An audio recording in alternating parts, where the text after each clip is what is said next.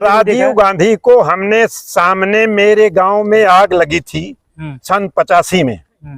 उस समय आए थे गांव में, इन्होंने सब व्यवस्था दी थी। एक अकेला व्यक्ति मैं था जो केवल वहां हिंदू था और दीपक था मेरे पास। इन्होंने कहा आप मेरे साथ आ जाइए, हम आपको 2 टंकी फ्री में देंगे। टंकी मतलब कौन सी? पेट्रोल टंकी। अच्छा, पेट्रोल टंकी जी। और आपको कनॉट प्लेस में 2 दुकानें दे देंगे। लेकिन हमने कहा हम जहां हैं हम वहीं रहेंगे। हम वो मेरी बुढ़ापी सबई बीत गए, थोड़े न रह गए, और प्रभु ने वो दे दिया कि है कौन विघ्न ऐसा जग में, टिक सके वीर नर के मग में। खम ठोक ठेलता है जब नर, पर्वत के जाते पांव उखड़। मानो जब जोर लगाता है पत्थर पानी बन जाता है। तो स्मृति ईरानी को बार बार कह रहे हैं कि वो जीतनी चाहिए, आप उनके सपोर्टर हैं। अरे हम उनके सपोर्टर, वो जीतेंगे, मैं ये धुरवा लिख के दे रहा हूँ। राहुल गांधी से क्या? राहुल गांधी माने शून्य। राहुल, अब क्षमा करिएगा, एक बच्चे की जो वाणी होती है वो राहुल गांधी की एक बच्चा क्या बोल जाएगा? अभी खुश है तो वो रोने लगे कहिए, और उसके बाद थोड़ा सा नाराज हो जाए तो फिर रोने लगे और फिर कहिए हंसने लगे। जड़ में अगर आप जड़ को सींचेंगे तो रहीमन सींचे मूल को, फूलाई फराई अघाई। तो मोदी जी ने जड़ सींची है, पल्लव नहीं सींचा है। इस वक्त हम अमेठी में हैं। अमेठी में लोकसभा क्षेत्र है राहुल गांधी का, स्मृति ईरानी का। तो तमाम तरह के लोग यहाँ मिल रहे हैं। हमारे साथ पारसनाथ पांडे जी हैं जी, शिक्षक संघ के पूर्व नेता रहे हैं, और जाहिर बात है कि कई पीढ़ियों से यहाँ पर तमाम नेताओं को लड़ते हुए देख रहे हैं कि अलग अलग पीढ़ियां यहाँ पर आई हैं नेताओं की। राजीव गांधी को भी आपने यहाँ से लड़ते देखा, संजय गांधी। राजीव गांधी को हमने सामने मेरे गांव में आग लगी थी सन 85 में। उस समय आए थे गांव में, इन्होंने सब व्यवस्था दी थी। एक अकेला व्यक्ति मैं था जो केवल वहां हिंदू था और दीपक था मेरे पास। इन्होंने कहा आप मेरे साथ आ जाइए, हम आपको 2 टंकी फ्री में देंगे। टंकी मतलब कौन सी? पेट्रोल टंकी। अच्छा, पेट्रोल टंकी जी।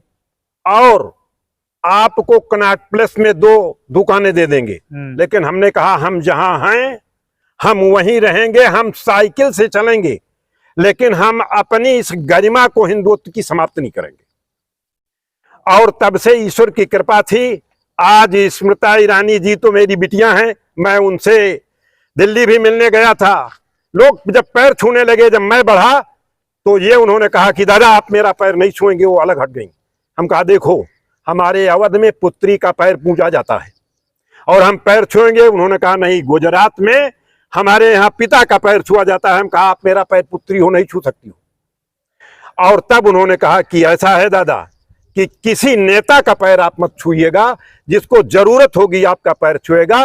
वो मेरी बुढ़ापी सबई बीत गए, थोड़े न रह गए, और प्रभु ने वो दे दिया कि है कौन विघ्न ऐसा जग में, टिक सके वीर नर के मग में। खम ठोक ठेलता है जब नर, पर्वत के जाते पांव उखड़। मानो जब जोर लगाता है पत्थर पानी बन जाता है।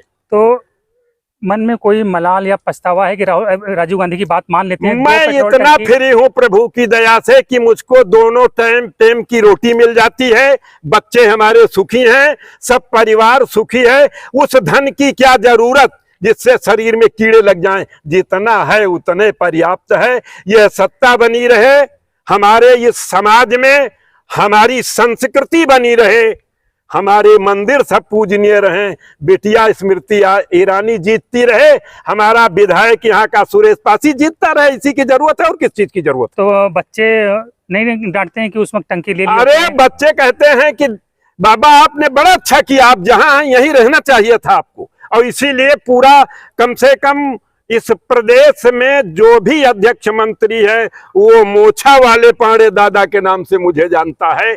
हमें और क्या चाहिए? आप स्मृति ईरानी को बार बार कह रहे हैं कि वो जीतनी चाहिए, आप उनके सपोर्टर हैं। अरे हम उनके सपोर्टर, वो जीतेंगे, मैं ये धुरवा लिख के दे रहा हूँ। राहुल गांधी से क्या? राहुल गांधी माने शून्य। राहुल, अब क्षमा करिएगा, एक बच्चे की जो वाणी होती है वो राहुल गांधी की एक बच्चा क्या बोल जाएगा?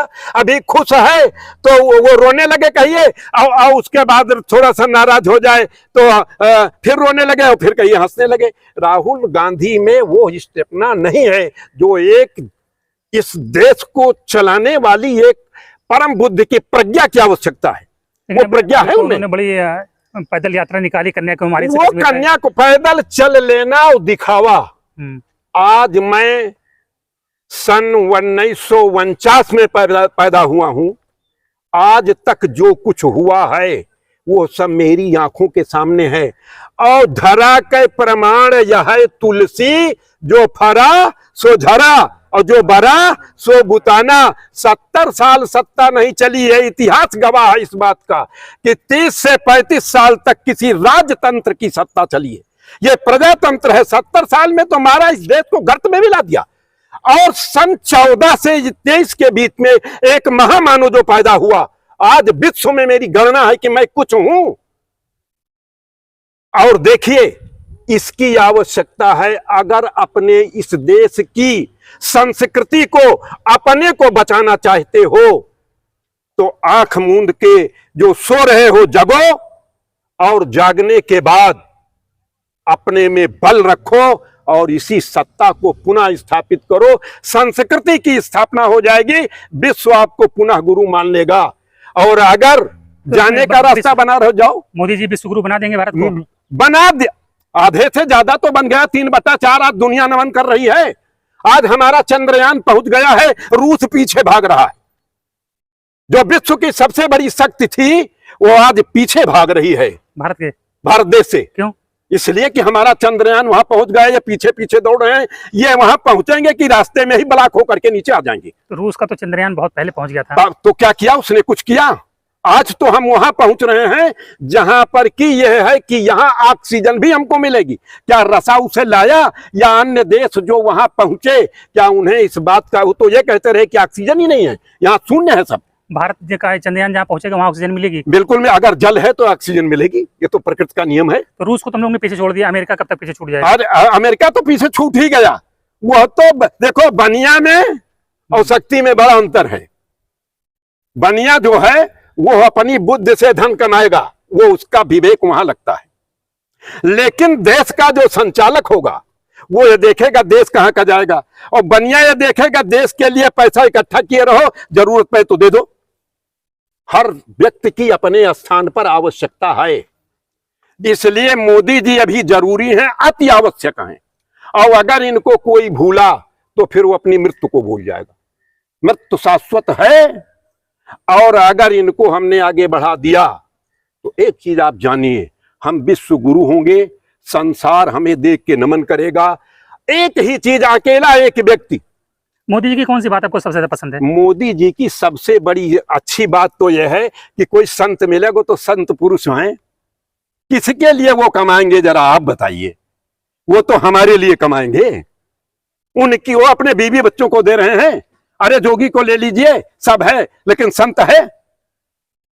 एकदम खुली किताब है, यहां बंद किताब नाम की कोई चीज है नहीं। मोदी जी तो कह भी चुके हैं कि मैं तो फकीर आदमी हूं। फकीर है नहीं, फकीर होना दो स्तर का फकीर होता है। एक मंगता फकीर होता है, एक दाता फकीर होता है। तो मोदी जी तो दाता फकीर हैं, दे रहे हैं सबको, कुछ ले नहीं रहे किसी से। अरे आप उनको वोट दीजिए, जो चाहिए उनसे इस देश के लिए कराइए। आज ये है जहां आप खड़े हैं, ये वो स्थिति इसी अमेठी की हो गई थी कि सड़कों पर चलना दूभर था। आज चमाचम रात में अगर नहीं दिखाई पड़ रहा है तब भी आप चले जाइए, गड्ढा नहीं मिलेगा। राहुल गांधी 19 में जब हारे हैं उसके बाद से दिखाई दिए अमेठी में? कभी नहीं। और क्यों नहीं दिखाई दिए? अरे उनके पास ये बुद्धि नहीं कि हमको किसी के पास जाना चाहिए। वो तो ये मान बैठे हैं कि हमारे बाप की ये वरासत है, सब हमको मिल जाएगी। और प्रजातंत्र में वरासत किसी की नहीं होती, जो कार्य करेगा उसी को मिलेगा। और स्मृति ईरानी को देख लीजिए, उस बिटिया को देखिए कि कोई गांव बाकी है, कोई न्याय पंचायत बाकी है जहां ना पहुंची हो। वो क्या चाहते हैं आप सब? आप तो पत्रकार हैं, साधारण जन नहीं हैं, चौथे स्तंभ हैं इस देश की। और कलम के सिपाही अगर सो गए तो वतन के सिपाही वतन बेच देंगे। ये तन बेच देंगे, ये मन बेच देंगे, कफन बेच देंगे। इसलिए आप जागृत रहिए। बिल्कुल। तो देखिए, आप जागरण में रहेंगे तो हम सत्ता से हटेंगे नहीं, कभी नहीं हटेंगे। जनता, हमने तो सुरेश पासी वाले में प्रचार करके यह देखा कि लोग चले जाते थे, छोटे लोगों के पास हम खड़े हो जाते थे, दादी क्या होगा? अरे बेटवा, का दिन मायावती अपन महल बनवा लेन, नुअन तेल लकड़ी सब मिला थे। एक व्यक्ति को जीवन को चलाने के लिए नमक तक मिल रहा है, लकड़ी मिल रही है, राशन मिल रहा है, तेल मिल रहा है। कहीं का कहीं नुअन तेल लकड़ी अगर जुहात है तो जानो सब मिला है। तो इस स्तर में जनतंत्र में जहां इतना प्रवेश होगा, जड़ में अगर आप जड़ को सींचेंगे तो रहीमन सींचे मूल को, फूलई फरई अघाई। तो मोदी जी ने जड़ सींची है, पल्लव नहीं सींचा है। बिल्कुल। तो देखिए पारसनाथ पांडे जी, पारसनाथ पांडे जी अमेठी के हैं, पुराने यहाँ नेता रहे हैं, कई शिक्षक संघ के भी नेता रहे हैं और पूरी तरह से स्मृति ईरानी जी के साथ हैं। उनका कहना है कि स्मृति ईरानी जी ही दोबारा यहाँ जीतेंगी और राहुल गांधी के लिए यहाँ कोई चांस नहीं है। राहुल गांधी इस बार कहाँ पहुंचेंगे ईश्वर जाने। बिल्कुल, धन्यवाद।